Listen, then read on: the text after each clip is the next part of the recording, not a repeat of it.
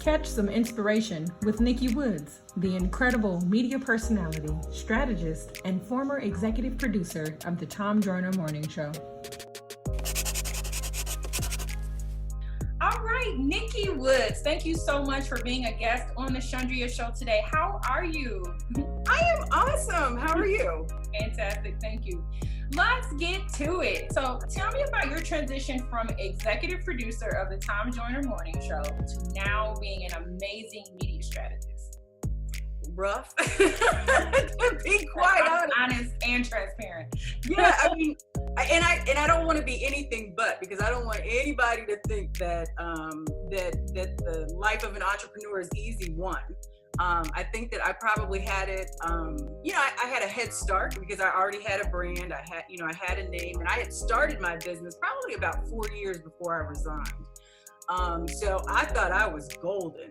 And that first month when, a client calls you and is like, you know what, can't really pay you, or, there's just a lot of bumps. So it was certainly a rough transition, but I will say that it has expanded my faith beyond anything, because you really do have to, one, have faith in a greater power, but also have, extreme faith in yourself, because that's what you're relying on, or your talents and your skills and your gifts to kind of make your way in the world. So it was a curse and a blessing all at the same time. So who and how does your business serve the entertainment industry?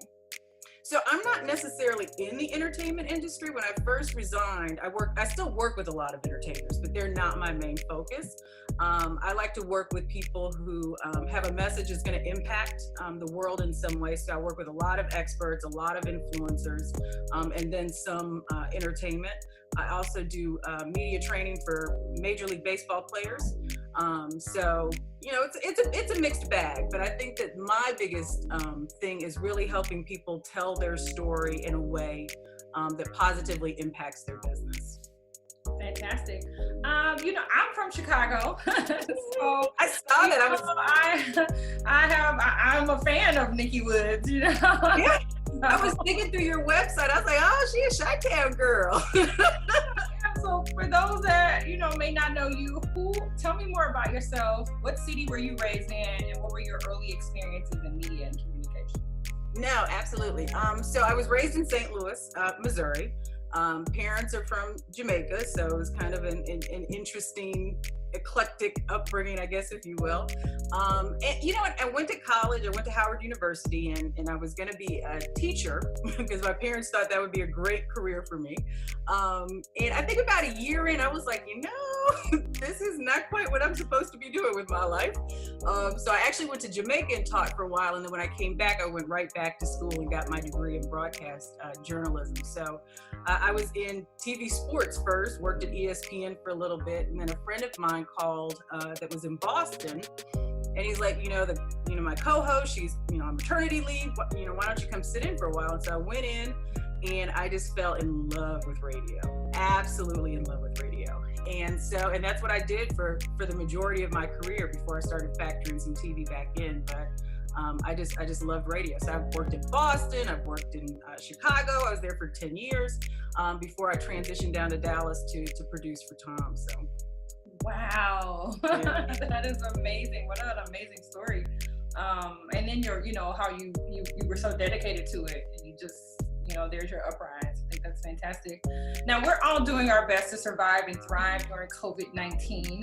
What are some creative ways for entrepreneurs to connect with their audience and prospective clients during this time?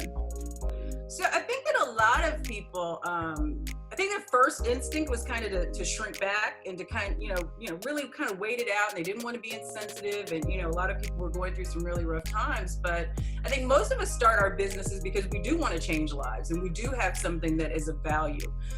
So one of the things that I really work with my clients on is pivoting if necessary, because not every service I think, you needed to push. And for me, we're, media changed, as you well know. And so it was a lot harder to get that visibility for clients. And so we started focusing on helping our clients start their own podcasts and live stream and do more of that so they could take their message directly to their customer. So I think you have to be sensitive and you have to frame it, but I don't think it was the time for everybody just to kind of sit back. I think this was a time for people who, to be leaders and to step up and to really help where they can. It's hard. I mean, everybody, I think this is the first time that in my lifetime that everybody is like globally going through the same situation.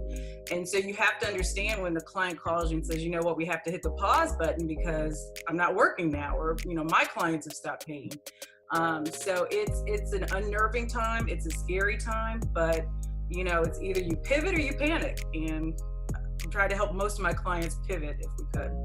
It's so easy to be stifled during this time, in your business. So I love that, you inadvertently you created a business that helps people, continue to be, continue to find new ways to do things or more creative ways to do things. And that's what's most intriguing to me. Major events worldwide have come to a halt.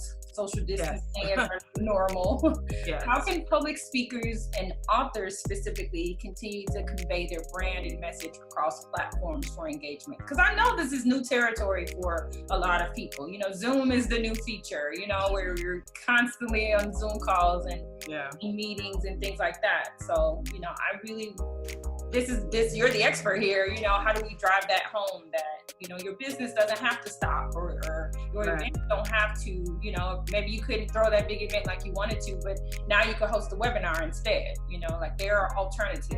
No, absolutely. And I think this was a time where everybody's like, oh, I've got an online business. I think we all learned who really did and who may not, have so much. So I think for a lot of us, and me included, this was a great time to look at the holes in your business or see what's missing and, invest some time in learning some strategies. And definitely podcasting and live video is one of them. People just love live video. And so it's a great way to get your message out there without waiting for somebody to say, come to my platform, come talk, It's just a great way to take your message there. And so we definitely had to tell our clients, you got to step it up. But then on the back end, you have to make sure that your business has something that, you're going to be able to sell once you open your mouth. So, it's like I say, media is great. Being on CNN is great, but if it doesn't positively impact your business in some way, then it's just another thing to do. So having those digital online products, having those sales funnels, those marketing funnels, all of that in place was something we also really worked with clients on to make sure that once they did start taking their message out there, that they would be able to get the clients in their funnel and eventually, purchase from them. Smart. It's a very smart strategy. It's all about the strategy. All about the strategy. I'm telling you. Now, there are entrepreneurs who are less familiar with the power of social and digital media, and they may or may not feel intimidated by such a fast-moving technology. How do you encourage someone to step out? Because that's a mental thing sometimes, you may have absolutely aptitude, but how do you empower them mentally? So I think for me, one of the mindset shifts that a lot of people need to make, even in the best of times, is that they have to recognize the value that they inherently bring. So it's a lot of times people, they go to the media and I guess they feel like they're being salesy or they don't want to talk about their service. And you shouldn't. But the service that you have or the book that you've written or the song that you sing, all of that has some kind of value and that's what you should lead with. So it's really kind of switching it from, I want you to help promote my business to this is the value that my business brings and this is how it can help your audience. So I think that's the first thing. And then I think that people don't realize that and as well, we are in like this constant 24/7 content cycle. So people need experts. They need people, business owners. They need people with solutions to step up and offer themselves to the media. I was on Facebook, it's probably about 2 weeks ago, and there were like 3 journalists like, do you have a story? You got something to talk about, something that's not COVID related, bring us some good news.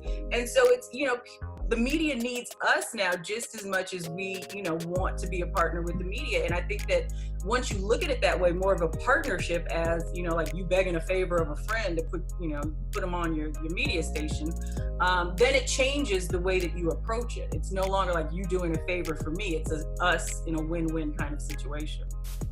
I mean, that's wise. And I think that's also inspirational because, you know, you may feel like, you know, say you own a boutique or a store, you see what I'm saying? Like you have to think of creative ways or think outside of the box. Like how can I become a fashion expert or a marketing expert or a brand expert? Like, you know, just maybe it's time to write a book, you know? So yeah. It's like I was watching something and my feed was going and a fashion designer or an image consultant, she was one of the two. She did a whole class on how to dress for Zoom meetings. And I was like, genius. But it was ingenious because so many people, like you said, we're now at home, we're on Zoom. Like I had to teach my mama how to Zoom so we could all have like these family calls. And so, but it was ingenious and it was just a really fresh way of looking at it. Now, I don't think everything should go virtual. So let me say that. I did have a client who was, they were launching a wine and they wanted to have a wine tasting event. And they were like, well, we could just do it virtually. And I'm like, no, we just really can't. Tell you what it tastes like. It just loses the whole thing. But I think there's smart ways that you can switch. So maybe instead of doing a wine tasting, maybe you have a class to teach people how to choose a good wine or something of that sort. So it's just kind of, you know, thinking outside of the box and finding different ways to present what you already have. Or make specialty cocktails. I've seen that a little bit. I'm starting to see the ideas churn, you know, and so my heart today in this segment goes out to people that might feel stuck, stifled, you know, indecisive about what the next move is, or you're so used to doing things one way. And that's where you come in. And they can call your phone and send you an email so they can get some help. No, absolutely. I mean, we do a lot of just brainstorming calls just with other entrepreneurs, and it's, you know, it's not a paid thing. It's just all of us trying to support each other and problem solve together, because like I said, we are all in the same situation. Absolutely. You personally can help an entrepreneur identify their message, identify the best way to plan, which platforms, because everything isn't for everybody. You know, you may not need to be on TikTok. Facebook, you need to be. Right. Yes. Brand is, you know? Thank you. Thank you. And create strategies, you know, and you're an expert in that. So, you know, how do you help people figure out where they belong? What's the first thing you would ask someone to help them figure out where they belong? Well, I think you start with your ideal client. So it's not really like what, you know, where you like to hang out on social media. It's more where your ideal client is hanging out. Mm-hmm. And so then you have to go there. A lot of people, I think, especially entrepreneurs of color, like shy away from like LinkedIn. But LinkedIn is like a gold mine if you have a business and you're looking for clients. Right. So it really is about kind of figuring out where your ideal client is and going there. And maybe only going one place. Like, you know, just like you said, I mean, you don't have to be on every single platform. Figure out where they are, start there, learn that, and just really do it well. I think the other thing that I try to help people realize is that most of your clients connect with you, you know, from your heart as opposed to from your head. So I work with experts, and a lot of times, it's, you know, they want you to know how much they know. You know, it's like we've all been to school, we've all done something for so long, and we want you to know it. But most people don't connect with you because of that. You know, it just kind of goes, you know, they want to know who you are and why you do what you do. And most entrepreneurs have some story as to why they're doing what they do. And so I always tell people to lead with that. Don't lead with what you know, lead with who you are. And that usually is a game changer for most entrepreneurs. Beautiful and absolutely on point. You have a special quote I read. It says, every day you get to make a choice which way you'll go. What does that quote mean to you, and how do you use that mantra to inspire and empower others in media, business, and beyond? So when I was in college, and you know, I don't want to kill the mood of this interview, but when I was in college, I was raped and I was left for dead in an alley, and and so, you know, for a long time I just kind of pushed through it, because I think that's what we do as women, especially African American women. We just kind of push through it. And when I went home, I was a sophomore. When I went home after my sophomore year, like I just had a complete meltdown, just complete. And one day my dad looked at me and he's like, you know, and he hadn't even really realized what was going on, but he was like, you know, he's like, I don't know what it is. I don't know what's going on. He's like, but every day you make a choice. You can either choose, you know, to live your life get out there, get help, whatever you need to do, or you can choose to let whatever this is beat you. And so for me, every day is a choice. Like, what are we going to do? And in this kind of a situation, it's true too. You can either choose to stay stuck, because that's a choice, or you can choose to ask for help. You can choose to just take a step. You can choose to try something new. But in every single moment, we have a choice about which way we are going to go. And to me, that's how that's how I've been able to be successful. That's how I'm able to get through challenges, because it really is just a choice. I could be sad or I could be happy. It's either way. It's my choice. Well, you are absolutely inspirational, and I'm so sorry that you experienced that. But I'm very proud of the life that you've lived, of hope, and also to be an inspiration to others, and to have this incredible work ethic, despite that circumstance. So I am sorry that happened to you. No, thank you. It's interesting because people always like, well, you wish it didn't happen. And I'm like, I don't know who we would be if we didn't go through these things. You know what I mean? I don't even know what kind of person I would have turned out to be. So I think that obviously nobody wants this to happen to anybody, but we all go through challenges and things. And I think it kind of develops our character and it makes us who we are. And I know one thing I know is that, I can get through anything. I know Absolutely. that. It's proven, right? I mean, we can't control our circumstances, but I love that we have control over like our evolution. And we chose to, surmount that and move forward in your life and do, amazing things, and you're continuing to do so. So I'm excited about all that you're doing. I'm grateful for your time today. If anyone is interested in working with you on a media project or following your journey, what's the best way to connect with you? So I'm Nikki Woods everywhere on social, but you can also connect with me on my website. It's Nikki Woods Media, NikkiWoodsMedia.com. And my contact information is there and all of that. But I think this is a time where we really have to pull together and support each other. And so if there's anybody out there that wants to join some of our brainstorming sessions or has a question, or if there's any way that I can help, I would love to. I'd be more than happy to. And what do you do? Do you regularly do these brainstorming sessions, or how does that work? We're starting now to do them once a week, every Wednesday. And it really is just When is it? I'll send you the information. So anybody else that wants to join, just get in touch with me and I'll make sure that you have it. Just go to my website, put it in, but I will make sure that you have it. Thank you. Awesome. Well, thank you so much for being on the Show. I am so grateful and very honored. Thank you so much for all your contributions to this initiative. No, I am super proud of you. You are definitely one of the examples of people that are like, I'm just going to do it myself and it's going to be fabulous. It's going to be fabulous. So I am proud of you too. And I'm glad we got a chance to connect. Yes. Awesome.